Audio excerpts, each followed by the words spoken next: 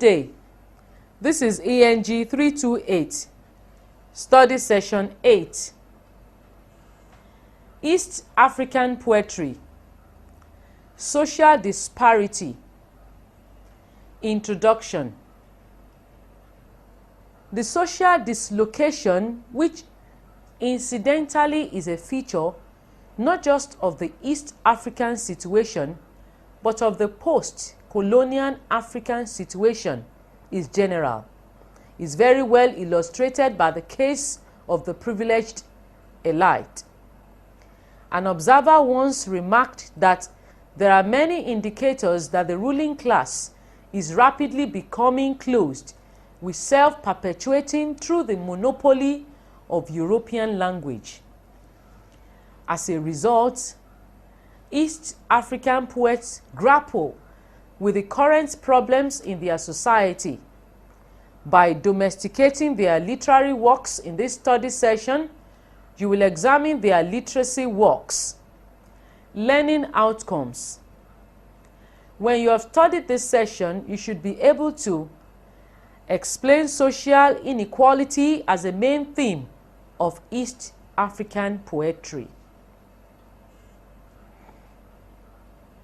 Social inequality and East African poetry. One major reason for corruption in East Africa is the insatiable quest for wealth, particularly among the civil servants and politicians. According to a political analyst, Herbert Spiro, the old tribal customs of exchanging presents and the insufficient administrative training of the civil servants.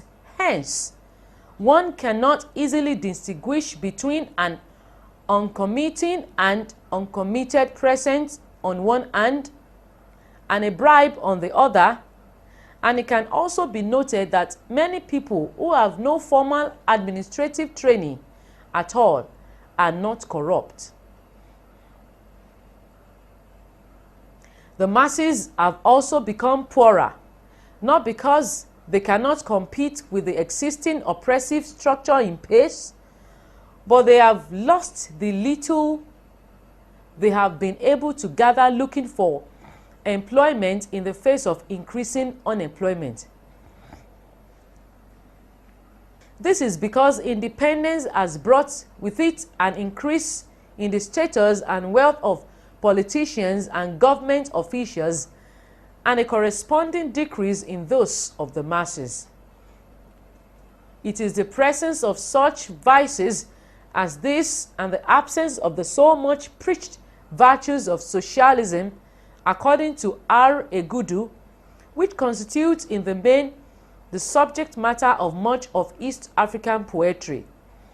1978, Ditto 129, which inform it with a human consciousness that is inescapable for its tragic reality.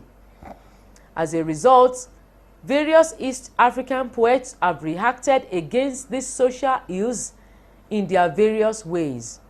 Notably, they have all condemned them.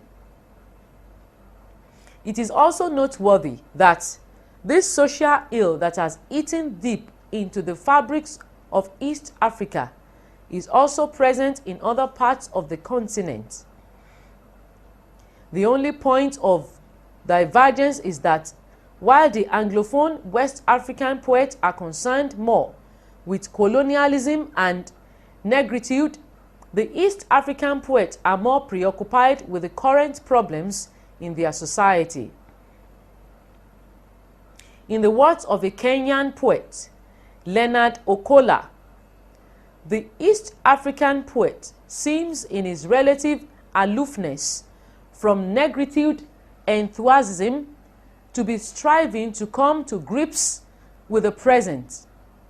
Perhaps he feels subconsciously that much of the colonial situation has been explained away for him by the longer established West African poets, and therefore considers negritude a dead subject which would dissipate his creative energy in vague nostalgia. 1967, Ditto 13. Hence, we shall focus more in this study session on the contemporary lifestyle in East African poets. In Jared Angira's No Coffin, No Grave, we saw the diary of a wealthy politician where he made known where to be buried. Well, his diary, submarine of the Third World War, showed he wished to be buried in a gold-laden coffin like a VIP under the jacaranda tree beside his palace, a shelter for his grave, and so much beer for the funeral. Against this backdrop, the poor people frustrated the wish of this selfish politician. He was buried without a coffin, without a grave. The scavengers performed the post-mortem in the open mortuary without sterilized knives in front of the nightclub. In the above poem, the Uganda poem, the people justify their annoyance, for while the rich man had surplus resources to be buried with excess money for making beer for the funeral ceremony, and even the fact that his grave would be sheltered, the masses brood on books, brood on hunger, and schoolgirls grumble under the black pot, sleep under torn mosquito net. We only cover the stinking darkness of the cave of our mouths and ask our Father who is hell to judge him and quick and the good. The poem depicts the evil of capitalism, neo-colonialism, and greed. The land that will have been neat to produce food was even slaughtered to be the burial arena of the rich politician, thereby debarring them from utilizing the land for productive use.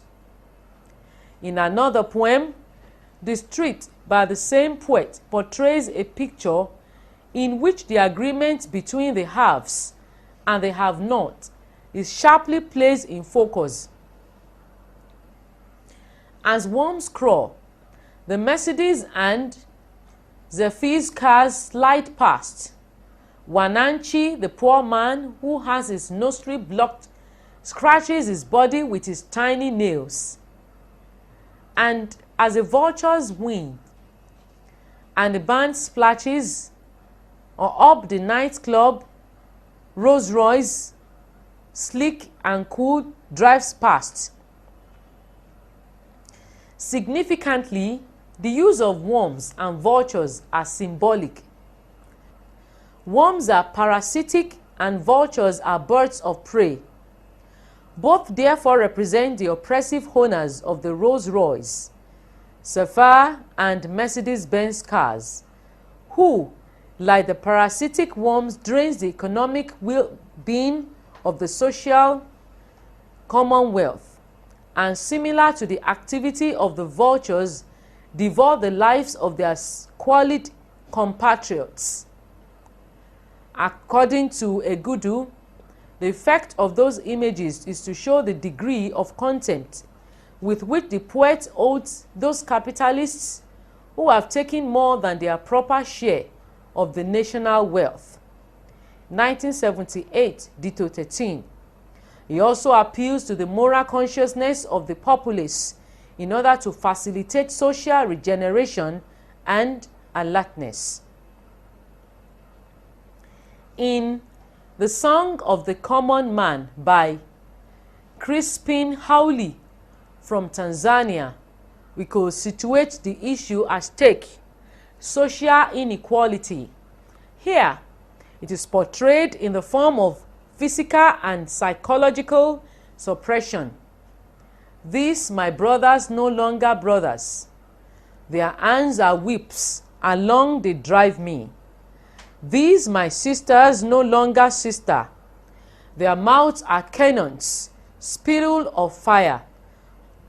These my playmates no longer playmates. Their actions are fates, my life they decode. Fellow humans load me a poor ass, to be driven, pushed, kicked, and abused. This is indeed the anthem of song by common man, a dirge, regarding his plights in the society where few privileged individuals devour the nation's wealth and leaves a wide gap between themselves and the poverty-stricken populace. These people, in the words of Okot P. Bitek from Uganda, have their grabbing tendencies upset the social balance of the nation so much that the gap between the haves and the have-nots appears unbridgeable. And you eat green vegetables without the sim paste, and your thin children collect the odor and obscene insects, and they roast the odor and obscene and cut them, and the children of others are fat, and their wives grow large buttocks. They eat meat from the chest of bulls, and the skin of their legs shines with health. This is another etching scenario in which there is no balance in the distribution of the societal resources. While some feed fat, others have nothing to eat. Some children of the privileged politicians and their capitalist cohort feed on expensive imported food items. In another poem, The Death of an Healand by Henry Barlow from Uganda, here an invalid woman portrayed with terror and pathos is emaciated with hunger and pain, and on whose body some fat blush green and numerous small brown ticks are swarming and feeding, is pleading for mercy and help from the passers-by. However, one of these passers-by sees her and offers no help. It is, however, a hunter who had pity on her. As the hunter says, it is kinder to shoot her. As a result, he raises the gun and shoots her neatly. The hunter's actions here may be seen as sinister, but when we realize that both the hunter and the invalid woman belong to the same social class, we appreciate the step he has taken. He might think that due to our condition, and that if the poor are not taken care of, it is better to kill them, rather than constituting visual disharmony in the society. Indeed, it is better for them to be dead than continuing in suffering. In another poem by Laban Erapu from Uganda, The Guilt of Giving, here, an attempt to help the needy is rebuffed by the society. In fact, according to Laban, givers are chastised and ridiculed. To such a society, the beggar's waylaying is to such a betters for help is a mere heap of rags that pollute air-conditioned city center, whose silent presence intrudes into your preoccupation. The sympathetic man who once found occasion to give a coin was found guilty by the scandalized crowd of recalling attention to the impenetrable patience they had learnt not to see. The ironical situation here is striking. First, the helper is rebuffed rather than commended, and secondly, the crowd that condemned the helpers is said to be scandalized. For Ivre Standa from Kenya, the poet portrays the callousness of urban dwellers for pretending not to notice the beggars in the cities. But, my friend, do men with crippled legs, lifeless eyes, wooden legs, empty stomachs, wander about the streets of the civilized worlds? To teach me, my friend, the trick, so that my eyes may not see those whose houses have on walls but emptiness on around. Show me the wax you use to seal your ears, to stop hearing the cry of the hungry. In this poem, the hypocritical attitudes of the civilized people are portrayed in the poem, I Speak for the Bush. Their insensitivity towards the plight of poor people, particularly in the rural areas. According to Egudu, of more significance to the subject of the study session is the fact that those who are blessed with wealth have no eyes for seeing the poor and have sealed their ears against the cry of the hungry. 1978, Ditto 138. Another poet's perspective, Henry Barlow, building the nation, nonchalance to the suffering of the masses, is compounded with dishonesty and hypocrisy in high places. The poem is presented in the form of a dramatic monologue spoken by a high government official of his occupation with nothing. What he calls highly delicate diplomatic duties was actually beer. Cold beer with small talk, then fried chicken with nice teas, wine to fill the hollowness of the laughs, ice cream to cover the stereotype jokes, coffee to keep the PS awake on return journey. To the poet, these were the delicate diplomatic duties. Mostly, those are the preoccupation of most African government officials.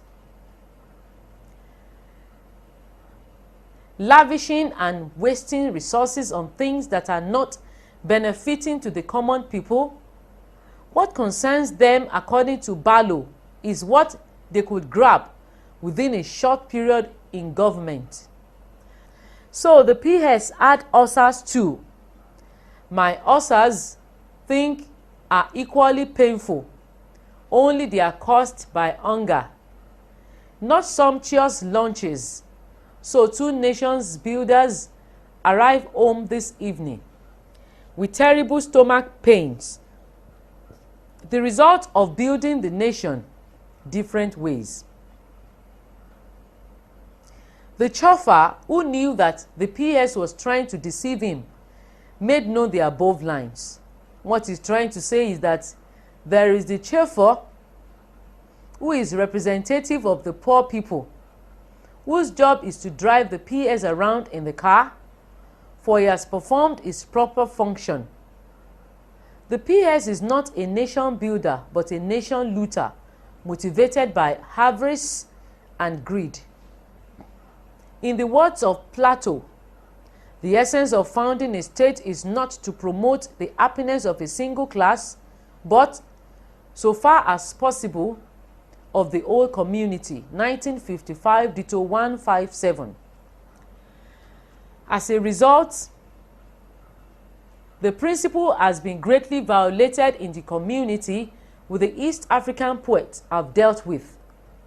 In that community, the guardians, unlike the biblical parents, father, would give their children subject a stone for bread or a serpent for fish. 1978, Ditto 141. As seen in the above example, unlike their Anglophone and Francophone poets, deals with in practical terms the reality dawning on justice, equal distribution of social amenities and opportunities, and fellow feeling have been most fervently dispelled. Study session summary. The East African poets seem to be preoccupied with the suffering of their fellow citizenry in the face of abundance and plenty being squandered by the privileged political class. This has been their major thematic concern in this study session. We have come to the end of study session 8. Thanks for listening.